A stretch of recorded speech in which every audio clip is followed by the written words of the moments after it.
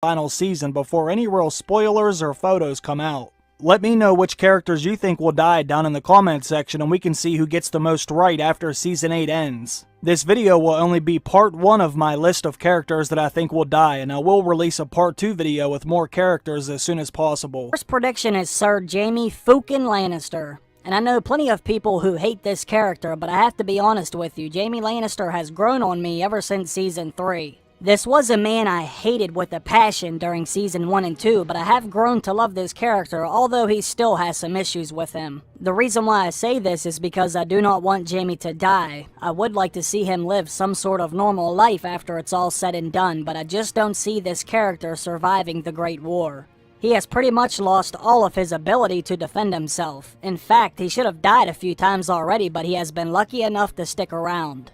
Ever since he lost his hand, he has lost his legendary sword fighting skills, and now he is heading north, in a place where not too many people like him. I do think Jaime will be accepted into Winterfell and they will allow him to fight with them, but I don't see anyone other than maybe Brienne being willing to stick their neck out to save Jaime if he gets into some trouble on the battlefield. I'm not necessarily saying anybody's gonna let him die because they're gonna need his help no matter what. But let's just say I don't see anybody willing to take a bullet for him other than Brienne. The Night King and his army are making their way south, and before you know it, the north is going to be completely under attack, and everyone in Jon and Dany's camp will eventually be surrounded by whites and White Walkers. In my opinion, I don't see Jaime making it out of this alive. He may still find an opportunity to kill Cersei, but I think Jaime will die in the Great War, and he will die in the arms of the woman he loves, just like he said he wanted.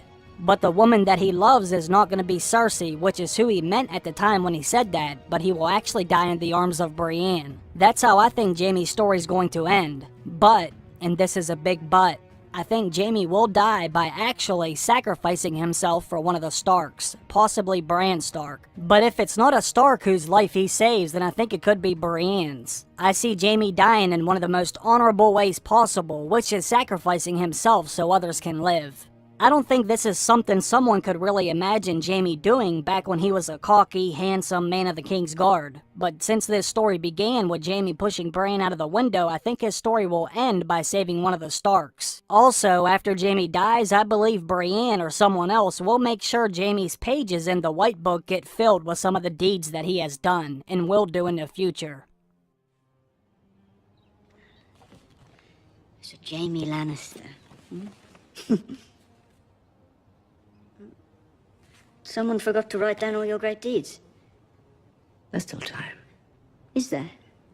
For a 40-year-old knight with one hand? How can you protect me with that? I use my left hand now, Your Grace. Makes for more of a contest.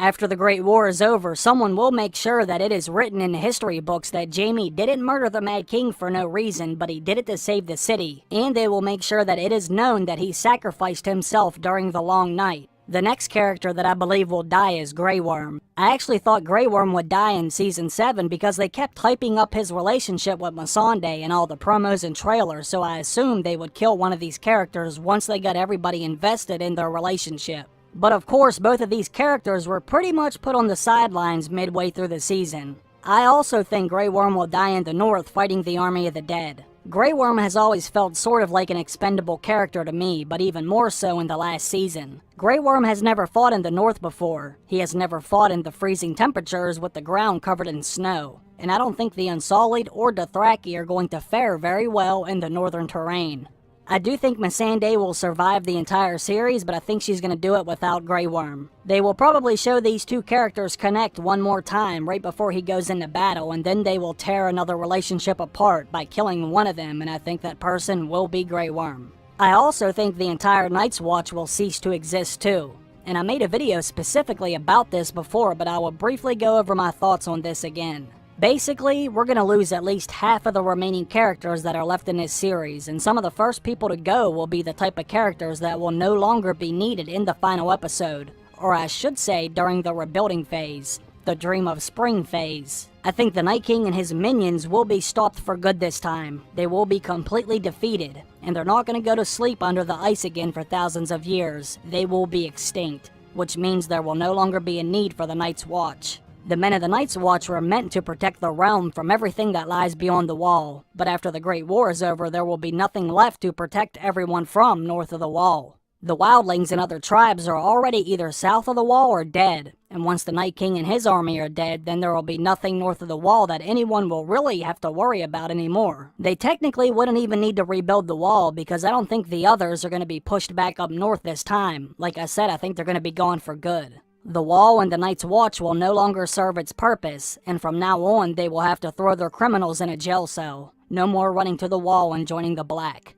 I think this will also be a part of the new Westeros too. Things are not going to be done exactly the same as they were before, and getting rid of the Night's Watch will be one of those things. No more barriers keeping people out of the Seven Kingdoms. Jon Snow has already made sure of that, and I think this will continue after the Great War. Next on my list is another one of my favorite role players, good old Beric Dondarrion. And let's be honest here, Beric has been living on borrowed time for multiple seasons now. This man should have died 6 times already. In fact, he's already dead in the books, dead for good too.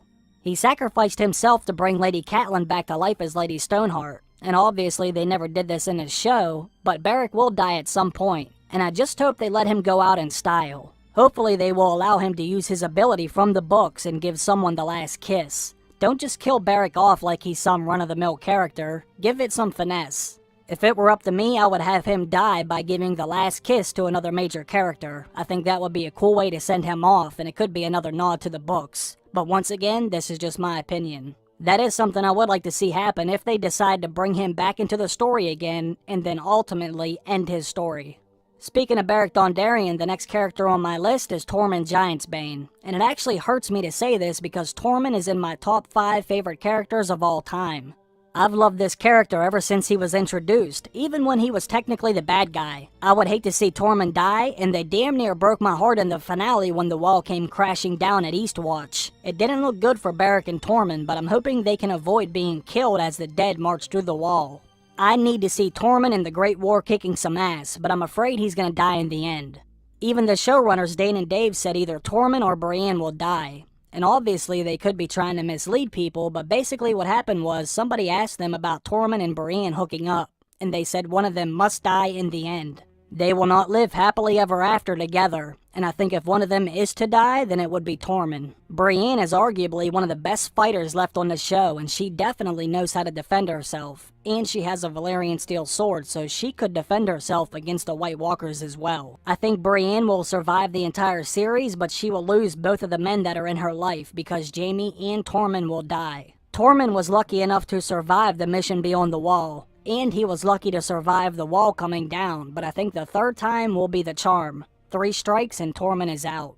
The next character that I think will die is Sir Gregor Clegane, the motherfunking mountain. I have no way to put this philosophically or poetically. This asshole just needs to die. I don't care if he dies during Clegane Bowl or if he slips on a banana peel. Someone must take this man down. There is no way they can let him survive this entire series. This freak show has been wreaking havoc since the first season, and in my opinion, he will see his judgment day in the final season.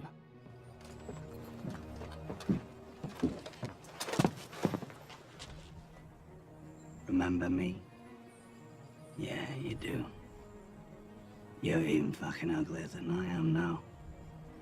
What do they do to you? Doesn't matter. It's not how it ends for you, brother. You know who's coming for you. You've always known.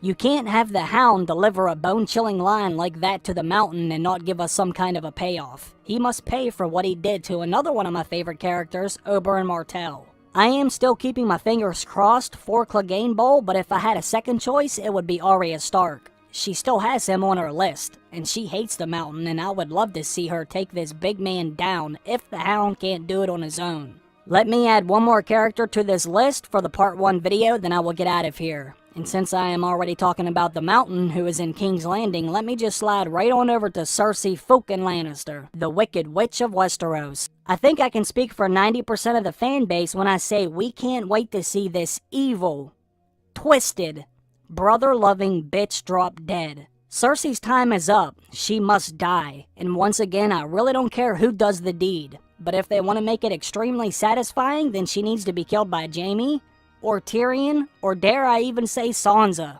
Now I know Cersei is on Arya's list, and Arya really wants to kill her, but I think it would be more satisfying if Sansa was able to kill her instead of Arya. Sansa had to put up with Cersei's evilness way more than Arya ever did, and I would be extremely satisfied if Sansa was able to cast her down somehow. But I think Jaime or Arya is actually more likely to deliver the fatal blow. But there is a strong chance that Cersei will live until the very last episode, considering all of her enemies are now in the north, and they are about to be at war in the north. Since the Night King is already south of the Wall, Jon and Dany are going to have to focus on him immediately, which allows Cersei to continue living. Unless that is, of course, someone decides to take a quick trip to King's Landing and finish her off. Even if Jon and Dany's forces are completely decimated by the Night King, I still believe they will have enough left over to take care of Cersei and whoever she may have fighting for her in the end. Then someone's gonna need to slip behind enemy lines and most likely choke the life from her and end her reign for good.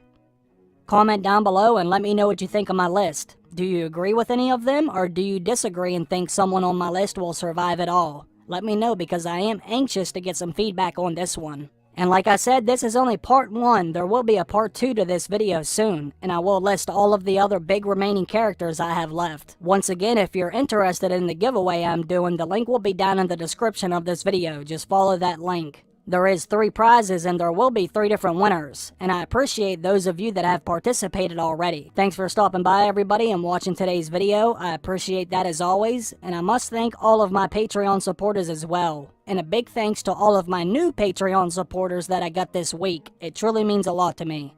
I hope you all have a great day, and I will see you in the next one. Bye.